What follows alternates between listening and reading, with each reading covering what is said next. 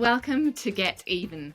Get Even is the podcast where Even founders Ellen and Nora, that's me, sit down with incredible women who've been there, done that in the world of business. Get Even is your backstage pass to their lived experience. You'll hear raw insights, personal stories, and the realities of success.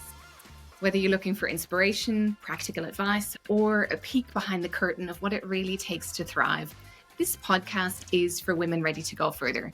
It's time to get even.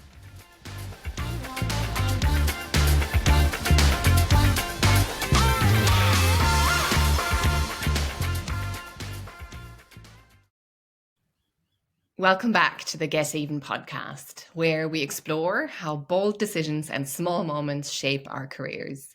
I'm Dr. Nora Kozlowski, co-founder of Even, and today's guest is Serena Marriott, a global learning and leadership expert whose career has taken her from Kazakhstan to Stockholm to Australia, all while raising a family and navigating some seriously complex leadership roles. In this episode, we cover how Serena made bold global career moves with twins in tow, what it really takes to lead major change inside complex organizations, and how to influence senior stakeholders when they're time poor, skeptical, or speaking entirely different languages. We also talk about confidence, career pivots, and the power of showing up with a strong point of view, even when you're still finding your feet. This one's packed with practical tools and memorable career moments. Hi, Serena. I'm so excited to welcome you to Even today. Fantastic. I'm so excited to be here as well. Thank you, Nora. I can't wait to ask you about your career, and I want to jump right in and ask you about some of the bold moves that you've taken both in your life and in your career. And for those of you who are listening to our conversation today, those bold moves have included a move to Sweden with your young twins in tow, and a pre-kids courageous decision to live in Kazakhstan for a year while you were working at Accenture. So I'd love to hear from you, Serena. Can you chat us through how did you arrive at those decisions and how they've informed and shaped your career? Of course. Yeah, I'd love to. I might start with Kazakhstan. So as you said, Nora, I was working for Accenture based in London. And I'd started my career in human performance consulting or change management, actually, as it was back then. But after a few years, and after I got married, I moved into human resources to have a little bit more stability and a bit less travel. Weekly travel, I should say, because, before my husband and I thought about starting a family, we both really love traveling and new adventures and experiences. And so we were keen to do something a little bit different and a little bit exciting before we made that big step. And Accenture at the time had just started partnering with an organisation called Voluntary Service Overseas there was the opportunity to go and spend up to a year working in a developing country. And really using the skills that I'd already gained, and particularly from that project management experience. So I did kind of take the risk factor out a little bit. There was a year's sabbatical, a guaranteed job back at the end of it, and some financial support thrown in there as well. But it was still a really massive decision. It meant my husband leaving his job. And you basically sign up to wherever in the world you're sent. So you don't really get a choice as to where you're going to go. And actually, when they told me that we'd been matched to Kazakhstan, I had to look it up on the map. And it was actually really surprising to discover in terms of landmass size, it's actually about the same size as Australia, which, for somewhere I really hadn't heard very much about except Borat was sort of coming to the fore. For any of you that would remember, Borat sort of had brought Kazakhstan to life. A lot of mystery and a lot of unknowns about what we were going into. And we were sent to a remote rural community in the east of Kazakhstan. It was about a day's journey from the main city by car. And our work was to support a local NGO or non-government organisation to get an ecotourism venture off the ground and to bring ecotourism as an additional income stream into the community. In terms of life experiences, we were there through the heat of summer, which is not dissimilar to ours in Australia, but in the winter it was down to -20 and absolutely covered in snow. I could tell you a lot of stories about our experiences with the language, which is Russian, coal stoves in winter, once a week bathing. And outdoor toilets. We kept our blog and we had a whole section just dedicated to our different toilet experiences throughout that experience. But the work that we were doing there involved a lot of project management. And interestingly for me, it was a really pivotal moment in my career because it was actually where I got interested in learning and development. And part of the work that I needed to do was to help equip the local villagers it was Airbnb, but it was effectively to get their homes and their communities ready to welcome both Kazakhstani guests from the city and potentially overseas tourists as well, and to educate them on what ecotourism was and different cultural expectations around things like privacy and hygiene and some of those sorts of things as well that they needed to be aware of. So I had to equip myself first. I didn't know any of that sort of stuff. And then start designing sessions that I could run with, a group of the local community sitting around on the floor with a flip chart and an interpreter to work through. And I discovered that I had a real love for learning and development and education. And I think the crowning glory was when I was told that my sessions were better than the UN had delivered. Yeah, I know. So that kind of really lit a fire in me, I think, for pivoting up until that point. As I said, I'd worked in consulting and then I worked in recruitment within the HR function, but I hadn't really worked in learning and development before. So, that was a real sort of turning point for me in terms of giving me a new direction in my career when I came back. But in addition to that, I think it really fostered in me resilience. As I said, there were a lot of unknowns and a lot of things we had to sort of encounter in that environment, but a lot of curiosity and a lot of empathy. And it was just, such a sort of fundamental experience for us. Which I guess then brings us fast forward to Sweden. So by then I was working for Ericsson Telecommunications, which is a Swedish-owned company. And by taking a couple of adjacency roles, so I had moved into a few different roles and eventually found my way into working in learning and development. Ericsson operates in 180 countries with over 100,000 staff. It's not really a consumer brand anymore. It used to be known as part of Sony Ericsson, but they're massive. And their headquarters are in Stockholm.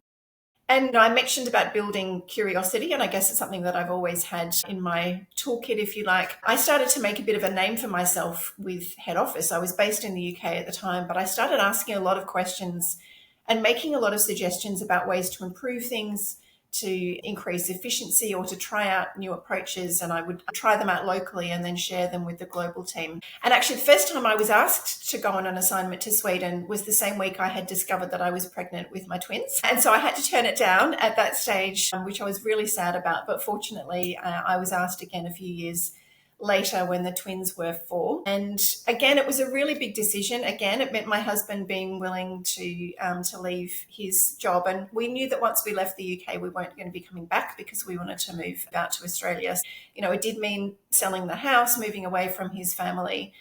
And I think it's probably one of the first moments where I really became aware of that imposter syndrome creeping in and that sense of, being offered an expat contract, there's a lot of investment that they make in you. And I sort of started questioning, am I really worth the investment that they're willing, that they're sort of putting in, and can I really demonstrate enough value to make it worthwhile? And it was really interesting. I remember being on a plane trip back from having visited the Stockholm office, and I was sitting in the middle of a three-seat aisle and had drawn up a list of pros and cons about taking the role in Sweden. I remember this guy sitting next to me. Obviously, he could see what I was doing, and he leant over to me and he just said, "Take the job. There really aren't any cons." It was, it was really interesting that I sort of remember that, and it, in a way, it was sort of the nudge that I needed. So again, it was a really pivotal role for me in my career. I had my first exposure to the central operations of a large global organisation. I built an incredible and really culturally diverse network across the organisation. Got to do some really meaty strategy work and lead a significant global transformation program, and also had the opportunity to act as the Chief Learning Officer for about 9 months, which was a fantastic opportunity to build some leadership muscle. And I just loved living in Sweden. And in fact, it was a really great place to live with family as well. And there's so much in there in just the decision making itself and how I love the story of the nudge that you got on that plane journey. I love your thorough method of sitting down with the pros and cons, but sometimes you just need perhaps somebody else's encouragement to help you through it. But I think there's also so much earlier in one of the things I heard you talking about was almost an accidental journey into learning and development, and that feedback of your session being better than what the UN provided. It's almost like it was an experiment that helped you to see where you want it to go. So I actually just want to ask you to reflect a bit more on your decision-making methods and whether there's anything that's helped you in all of those different decisions about career, about caring, about global moves. Is there a specific method that you've used, or has it just been sort of, is it trial and error? There's definitely been a lot of trial and error for sure. And I think underlying is, I certainly wasn't going to ever let fear hold me back, which is not to say, as I said, that I haven't sort of had to deal with imposter syndrome at different times, but definitely that sense of curiosity and a bit of a why not mentality. Why not me has definitely been really important. You asked about sort of the juggle between kind of caregiving, and sort of the home responsibilities as well. And I guess for me, there are probably two elements that we always have to overcome, particularly if you've got family. One is that caregiving piece and the other is around the self-confidence. But on the caregiving conundrum, before we had kids, my husband and I had talked about what we envisaged for our careers and how we would work things through together. And, while at that early stage, we didn't know how our careers would pan out, he was always very open to the idea of taking on the role of primary carer, or at least equivalent carer. And I was probably a little bit more invested in advancing my career. And up until Sweden, we were both, and obviously for a lot of people, the economic decision-making often plays into this as well. So up until we went to Sweden, we were earning pretty much on par with each other. And we actually had a fantastic arrangement where I was working 4 days, he was working 4 days. So we each had a day at home with the kids, a little bit of family and a little bit of childcare sort of mixed in there as well. And it was such a fantastic arrangement, actually, that we both worked part-time. But from Sweden onwards, he really became the primary carer and he was happy to do that. And I was working full-time. Look, it's really hard to give advice on this because ultimately I think it does come down to partnership, to strong communication, to mutual support. And everyone's relationships and support networks will be different. But if there are any women in the community that have not yet started a family, my advice would be to have this conversation early and often. It's not static as well. And that's the other thing I would say is over time, every time we've entered a new phase, which might be my work, his work, different phases of the children in terms of schooling and, their needs and that sort of thing, we will sit down and have a conversation about, all right, how are we going to divvy up the responsibilities, going forward? It's been iterated ongoing, and you can only do that with really strong, really strong communication. But never assume that it's your career that has to take the back seat. And I think that is, so often, it can be particularly an assumption in the early years of parenting, and then it just becomes the status quo, and it's really hard to sort of build your way out of it. So communication obviously becomes really, really important. And we get really practical down to, right, this year, who's doing the shopping and the cleaning and managing the finances and dealing with the kids' medical issues and all of that. You need to just pause and readjust on a regular basis. I love that. And I love how your advice around assumptions. We can, certainly we've now spoken to over 60 or so women for even who are experts, and some of them are CEOs or they're leaders in their respective fields. And even though the decisions themselves are very personal, I think one of the things I've heard over and over again is just the importance of actually having a supportive partnership, and whatever way that plays out, then who does what. Absolutely. Is personal, but just having that base of where your career can be sort of dealt with in partnership and can be prioritized by both people. I think that's something that I've heard a lot, and especially when it comes to the topic of women's financial independence and how we sort of go through our career and our lives, especially in the later stages. I think the importance of kind of of really planning for that early on has been raised by a number of the women on Even. Absolutely. And look, I think the other piece then that flows on from that is around this confidence piece. And actually it's confidence and it's energy. And I think at different phases in our lives, and particularly when you've got children in the mix as well, energy becomes a really big component of this as well. And for many of us, the desire to nurture, and even if we are working really hard at work, there is still that desire to be really nurturing and present, of course, with our children. And look, frankly, this is, it's a constant battle of readjustment, or sort of, it's constantly the work to be done. But, again, if I might just share an example, shortly after we'd moved to Sweden, I discovered that I was pregnant again. And, look, we were incredibly fortunate. Sweden is a dream country to have children in. They're very good at, they're very well set up for families, for working parents. And of course, because we were there as part of my expat arrangement, my husband was a full-time stay-at-home dad. So, and I had 6 months fully paid. We were in a very different sort of parental leave situation to often what we are here in Australia. But nonetheless, as I say, any mum who's had kids probably will relate to the exhaustion and period of adjustment in those first couple of months after returning to work. Well, a couple of months after I had come back to work, my boss announced that he was leaving. And that's when I was asked to step into that acting chief learning officer role, which meant leading a large team through a period of great change and uncertainty, being part of the HR leadership team. I knew that it would be a role in which I was sort of being judged and assessed in terms of my potential big step up in terms of my prior role, particularly in terms of leadership. And frankly, I was like, wow, this is big. And do I really want this right now? I've just come back from parental leave. I've got 2 preschoolers at home. But I had great encouragement and support, obviously from my husband, from the departing boss who had a great faith in me, from colleagues. I was assigned a mentor to support me, and ultimately saying yes was such an incredibly pivotal moment for my career, and I gained so many experiences through that period. And I guess what I've come to realize from that experience is, yes, you can do it, but you don't have to do it alone. And I was listening to one of your previous podcast guests, Fofo, from a few weeks back, and one of the things that she said was, courageous women ask for help.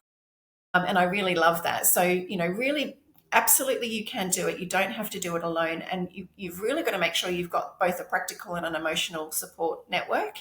For me, that was my husband and my family and my mentor, but I would really encourage any women to, lean into these big opportunities, but ask for help, make use of any support offered by your organization, whether it's parental leave and return coaching or, an EAP service or something like that. Ask someone that you admire to mentor and coach you. Ask someone who's been a returning parent, if that's the juncture that you're at, to sort of share those ideas with you, to sort of have that support network, but just lean into every opportunity.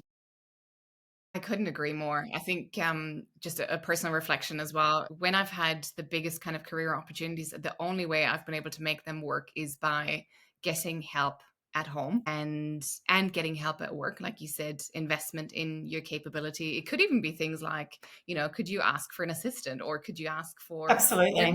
if somebody actually invests and believes in you, what do you need to make that work? So and then at home there was periods of time where we outsourced pretty much everything. I often talk about how I don't do this now, but we've got a cat joining us. That's amazing. We have a cat joining us at the moment. I'm just going to see if he might go away. That's all right. We could have a cat on the podcast. Yeah, so one of the things that I did for a period of time where I had a full-time executive role, and then I also took on a second remit, which was an interim executive role as a second gig, we outsourced our laundry. So literally had somebody picking up our dirty laundry at the front door and bring it back, folded, dried beautifully, just laundered 2 days later. And just, it's whatever helps. And there's no judgment in it. That's absolutely right. So I want to change slightly, and with the benefit of your experience of having worked in these large, complex global organizations like Ericsson, but also over in Australia, they've included organizations like ANZ and Transurban. I actually want to ask you about something that a lot of the women on Even are curious about, which is their own experience of how do you navigate complex stakeholder environments. So you might have, different executives wanting different things. You might have competing priorities coming from different leaders, different functions. And how do you kind of navigate through that complexity of the environment? So I actually just want to ask you about that. How do you make sense of that as a starting point? And then we can delve into the detail of it a bit later. I feel like this is a holy grail question, Nora. And I think, obviously there are ways and techniques that you learn and try. I feel like, across the course of anyone's career, every stakeholder context that you walk into is going to be different. It has different players in it, with different motivations and, priorities and that sort of thing. And so, any advice I can share always comes with the caveat that every situation is different. There's a framework that I was introduced to a few years ago that I have found really helpful, whether I'm thinking about one stakeholder or, group of stakeholders or leading change more broadly. And it was authored by brothers Chip and Dan Heath, if any of your readers have come across their writings. So they wrote a book called Switch, How to Change When Things Are Hard. And it's actually a framework for influencing change, but I think it applies well to influencing individuals and stakeholders as well. And the metaphor that they use is referred to as the elephant, the path, and the rider. And if anyone's interested, there are some great little short animated YouTube clips that you can look up for a simple overview. But in a nutshell, the rider represents the head. It's kind of the need to consider the rational, analytical, logical perspective. Data and insights are really critical there, particularly with executives who often, will be very data and evidence driven. The elephant really represents the heart, or the emotional engagement and ingrained habits. And this is where getting to know your stakeholders becomes really critical, whether you can do that directly or through, gleaning different things about them from other people. And building relationships becomes really important as well, and understanding what motivates them and their values and what might cause them to resist. The path is probably the one that we tend to forget. And I think particularly I've become much more aware of as I've progressed in my career. And this really represents the context or the system that they're operating in. The old saying, no man is an island, but when you've got to take into context, how are they being measured and rewarded? What are the existing priorities and systems? What might be financial constraints that they're dealing with, or, factors that actually we may have no cognizance of. And understanding that has helped me not take things too personally as well. I think sometimes we get so caught up in our own little bubble of the work that we're doing that maybe, perhaps if we're not getting the breakthrough or the time or the easy yes that we want to have, often it's because actually there's a context that we just don't necessarily have. And obviously we want to do our darndest to make sure we understand what that context is so that we can really be relevant and doing work that's relevant. But yeah, so that the rider, the elephant, and the has been a really helpful framework for me to think about. And you can apply that at an individual level. You can apply it at a whole of leadership team. And when the leaders that you need to influence have different priorities or motivations or languages, I think was one of the words that you used. Something I've found really helpful is to agree a set of objectives or principles up front, and to be sure that these are really clearly tied to something that they're all agreed on. So, for example, it might be the higher order strategy or their KPIs or their organisational values. And by getting that alignment around what are the principles by which I'm going to do this piece of work and constantly tying back to it, it creates confidence and a line of sight that you're on the right track. And they're like, oh, yes, okay, I remember now we agreed to that. And it means you don't have to keep sort of re-explaining yourself all the time, but you're keeping holding true to a set of principles that actually everybody has signed up to. And it doesn't need to be specifics, but it's principles. And actually that brings a level of simplicity that I have found works really well with executives. So it can be a lot of hard work to do that up front, but it can save an awful lot of frustration and misalignment down the track. So you're anchoring in principle level agreements, or you're anchoring in what could be strategy alignment. But then what you're also talking about here are things like empathy and really understanding what your stakeholders have going on, what matters to them, how they're incentivized, rewarded. And then I think I really love what you talked about there with the balancing of the head and the heart as well. And with that elephant, rider, and path kind of visual, but helping us to understand that it's, especially with executives, you're going to have to figure out what numbers do they care about, and then also how do you influence at an emotional level. What about, so one of the things I often hear is from leaders who are struggling to progress through an organization or struggling to get visibility for their initiatives. Some of the questions that we're getting on that topic tend to be, how do you get attention of senior executives, and how do you get that sort of buy-in from executives, especially when they're time poor, or they might be skeptical of whatever initiative it is that you're driving, or they might be juggling priorities that are competing? Yeah, that's that big system. I think what it comes down to is you have to make it easy for them to say yes and really hard to say no. At its most simplistic. And, something I've really come to learn is the value to executives of, one, simplicity, and two, cohesion. So by cohesion, I mean leveraging what stakeholders are already engaged with or accountable for, so that it doesn't feel like you're trying to introduce something new or something that's additional or that's misaligned with, things that they're already working on and that they're on the hook to, be accountable for and to deliver. So, how does what I'm asking for align with or support the strategy? Can you fit it into a strategic pillar, or, specifically related to a KPI, or perhaps some of the behaviors that their performance is going to be measured against? I had an interesting example of that. I was responsible for leading a fairly significant operating model change that involved restructuring the function. And I really wanted to shake up the way that we normally ran restructures and do that in a much more human-centered way, which may have come across as sounding a bit fluffy and requiring a lot more sort of effort and time than, potentially some of those leaders were willing to give.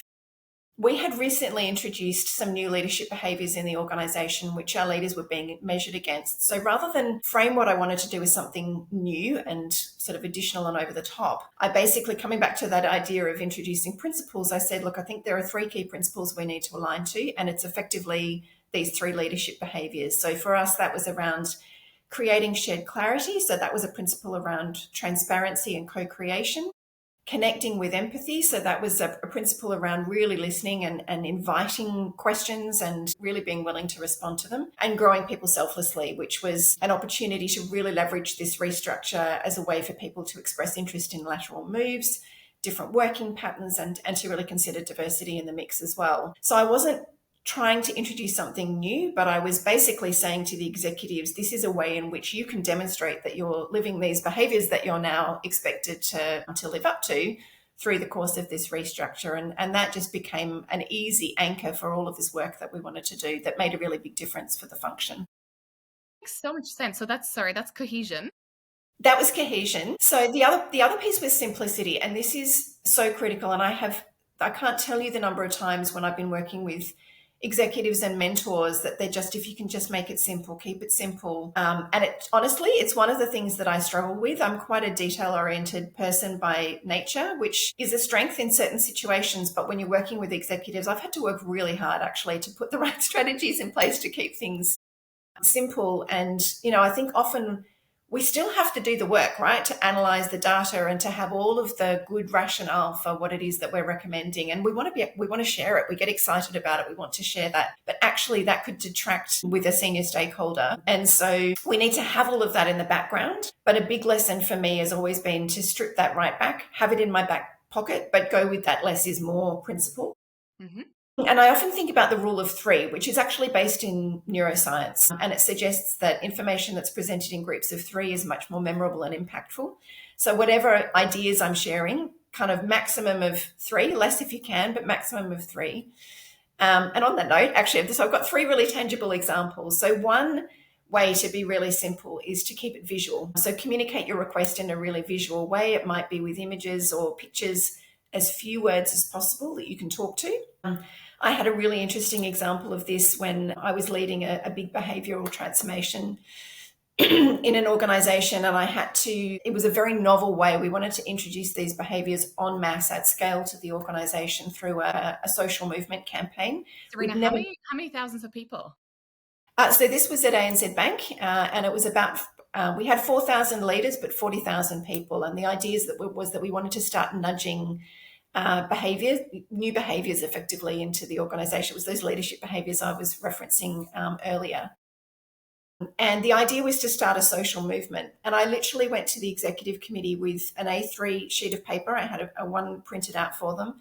And on one side was just a 5-step visual of the different stages of the campaign. And on the other side was the behaviours, with the key elements of what it was that we were trying to nudge. And I was really nervous about going to them with this because it felt like, there were so many other, unanswered questions about the detail of how this was going to work.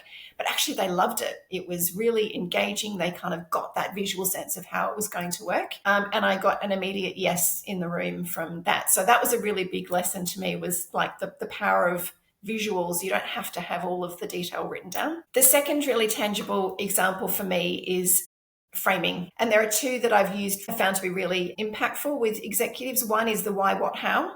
So if you're presenting an idea, why, what, how, keeping it really, really simple, it's structured, it's really logical for them to kind of work through. And another variant of that is what, so what, now what. Again, really easy to follow. In fact, one CEO that I worked with requested that all of the executive committee briefing papers be framed around what, so what, now what. So So the what is the data or the evidence or the issue. The so what is kind of unpacking the implications of that. And the now what is the call to action. It's really, really simple. So I found that to be really effective as well. And the third one is just sounds really, really tactical, but emails. When you need an answer from an executive, and you'll have to play an experiment with this yourself, but I have found really clear in the subject line whether is this FYI, is it for decision, is it for action? Make it really clear what the request is that you're asking, and then you can say background if they want all of the detail. But what you're saying is, I need a decision on this by this date. And, if you want more detail, it's at the bottom of the email, because often, as we know, execs often will come back with a yes or a no or, a one word, just because they're just so busy. And that for me has been one way I found to get cut through. That's such useful advice. And I think, if you're on the receiving end as an executive, I think just how can you make it easy to cut through the noise, to cut through the amount of detail? And I think just that email technique, I think is so helpful, because the hundreds of emails that somebody might receive at that level, there might be an intermediary like an EA. So if you can actually just say, like you said, even in the subject line or then in the email itself, just the first thing is really clear what this is, rather than I'm just going to give you 10 paragraphs of context and then I might get to my ask.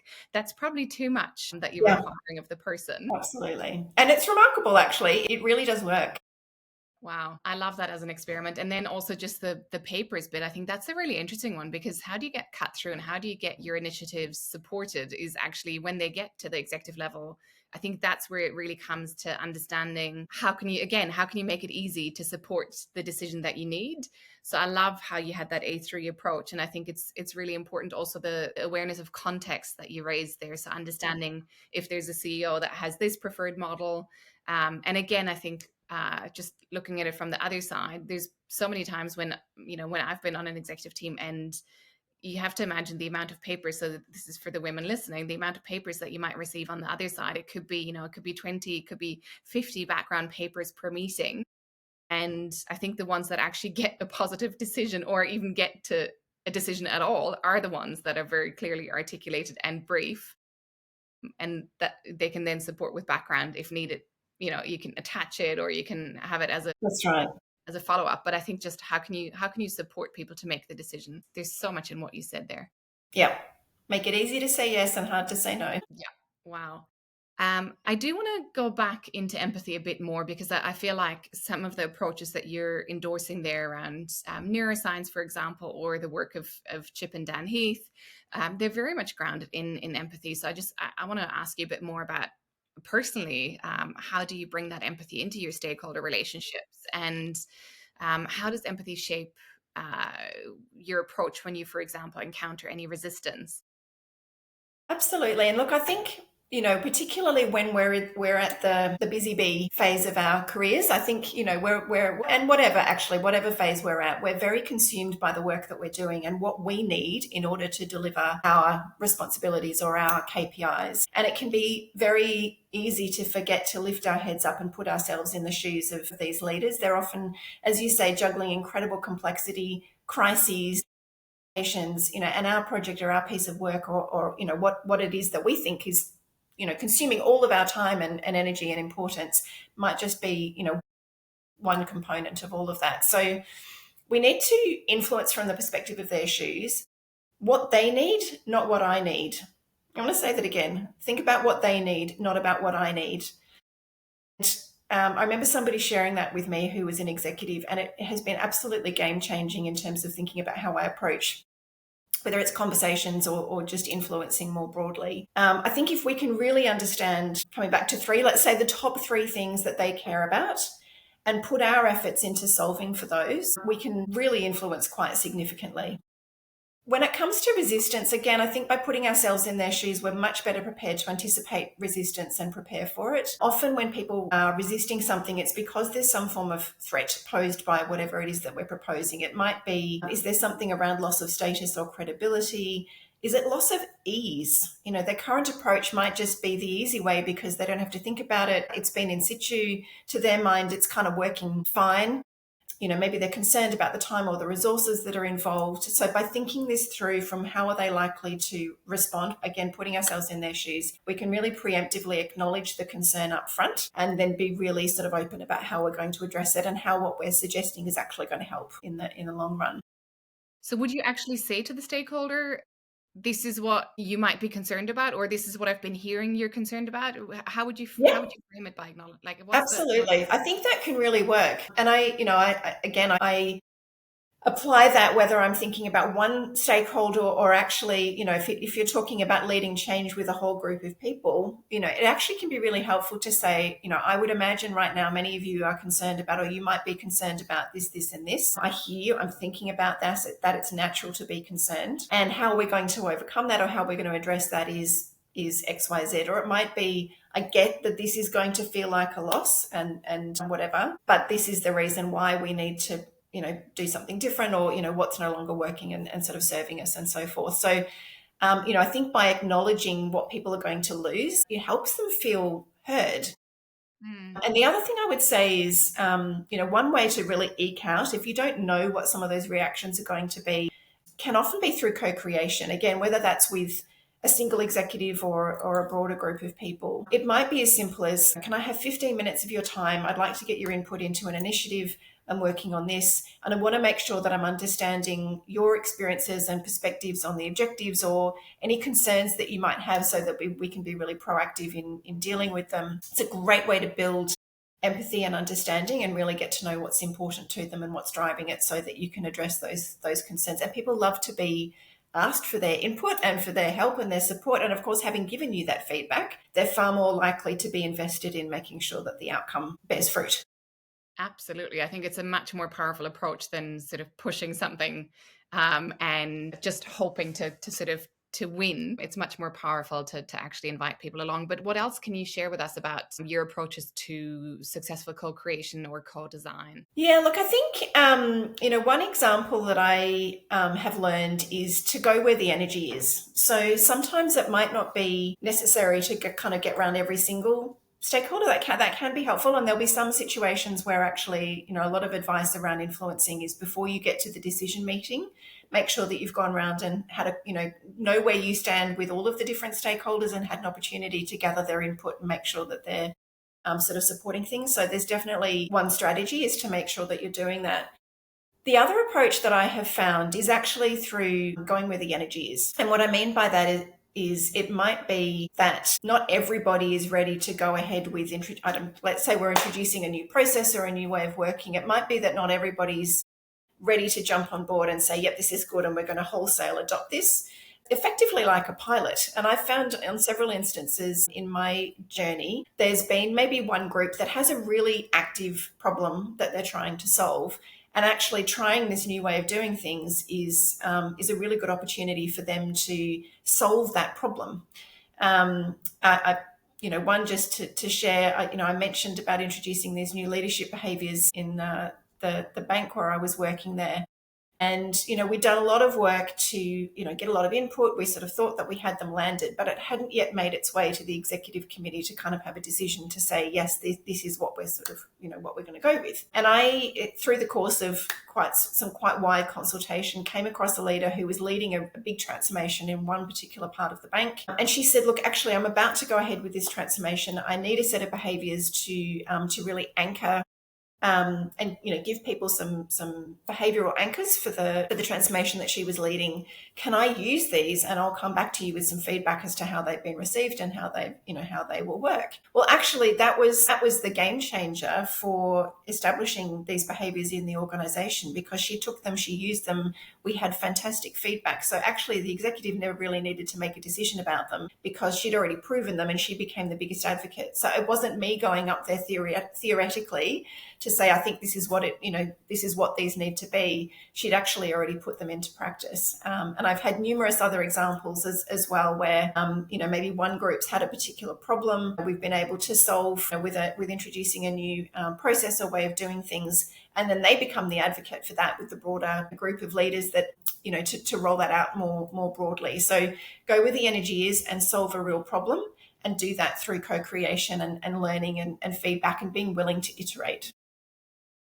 That is so useful. So go where the energy is, and I think that also teaches us quite a bit about adoption. It's not about pushing it sort of top down or centralizing everything, but actually understanding what are the different sort of problems, like you said, that the organization has that it's trying to solve, and be led by what's the actual problem, be led by what people are adopting to solve the problem. Yeah, and there's no better way to influence than it being done by one of the leaders that's in that group anyway, who can say, "Look what it did for me," and then your job is done. I love that. Have you got any other last advice for becoming more influential or navigating complex stakeholder environments? Yeah, so look, I suppose just to recap a few of the strategies that we talked about, that we talked about the right of the elephant and the path, that rational, the emotional, and the context. We talked about understanding what they need and those top three things, perhaps, that they care about, solving a real problem for that. We talked about cohesion and simplicity.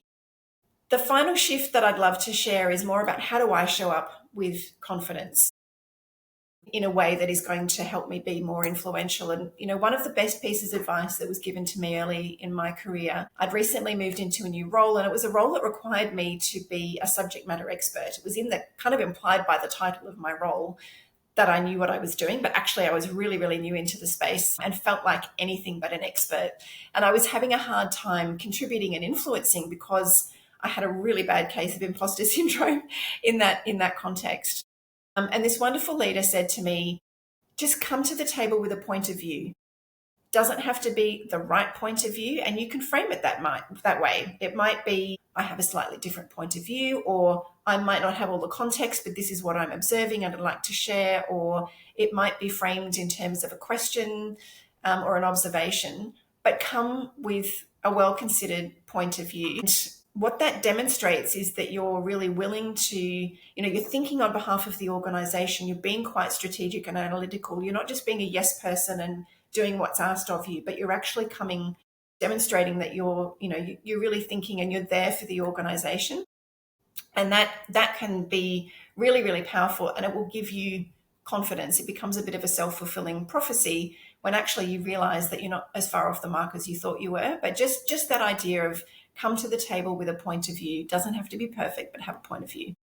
Yeah. And I think, that's often why we're in a leadership position, is to have a point of view.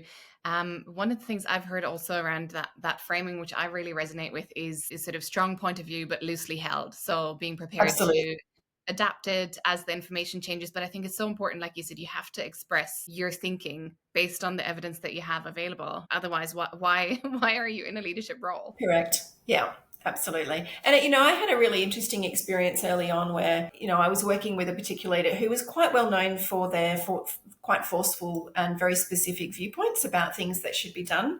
And it would have been the easiest thing in the world for me to say, this person had a particular idea for an initiative that they wanted to be implemented. And it would have been very easy for me to say, sure, yep, I'll go away and create that and deliver it for you. But I didn't think actually that it was going to have the impact that they wanted. And I remember being so nervous going into that meeting. And, I had done a bit of a mind map. I went with a bit of a visual and just said, I think that there's a better way to do this. And here is my thinking. And, I was very worried that they might turn around and say, I just want you to go away and deliver what it was that I asked for. But actually, the feedback that I got after that meeting was, she's actually really thinking about this. She's being really analytical. She brought some different ideas to the table that I hadn't thought of. And my esteem in that person's mind went up because I was actually willing to challenge and come with a different perspective. Yeah, couldn't agree more. I think we could probably do another conversation on actually how do you challenge and disagree well. Actually, another topic that I think you need to master as a leader. But I want to ask you, before we finish up, I want to ask you what we ask every guest on Even, which is, have you got any great career advice that we haven't covered yet? So I think one of the pieces of advice that I internalized early on, but I think there are more conversations these days recognizing it's not always the best advice, is this. It is just work hard, get your head down and do the job, and you'll be recognized. And I, have always been a very hard worker and, very conscientious about what I do. And it's taken me quite a while to come to the realization that actually just putting my head down and getting the job done isn't enough. to be seen, to be recognised. And, a lot of the things we've been talking about today around how bringing that point of view to the table, for example, that was one of those key moments for me where actually I realised that it wasn't enough just to put my head down and do a good job. That actually, if I was going to be influential and really progressing in my career, I needed to contribute more than only doing a good job at level, but actually be demonstrating that I'm ready to take on more. Yeah, amazing. I really resonate with that. I think it's sort of table stakes is to do your job well. But yeah, it's not enough. And I think sometimes that can be a risk. A career risk is to just do your job well, because it doesn't necessarily lead to progression. It doesn't necessarily lead to identification for, talent matrix. I don't think it leads to influence. So I really resonate with that advice. Absolutely. Well, thank you so much for being with us today, Serena. It's been an absolute delight to interview you. And thanks so much for sharing your experience, for sharing your wisdom, and for giving useful advice to our community. It's been my pleasure. Thanks so much for having me on.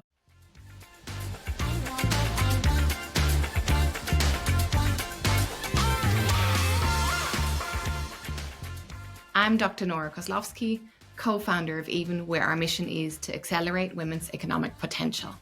Check out even-careers.com to learn how we support women and business to get even.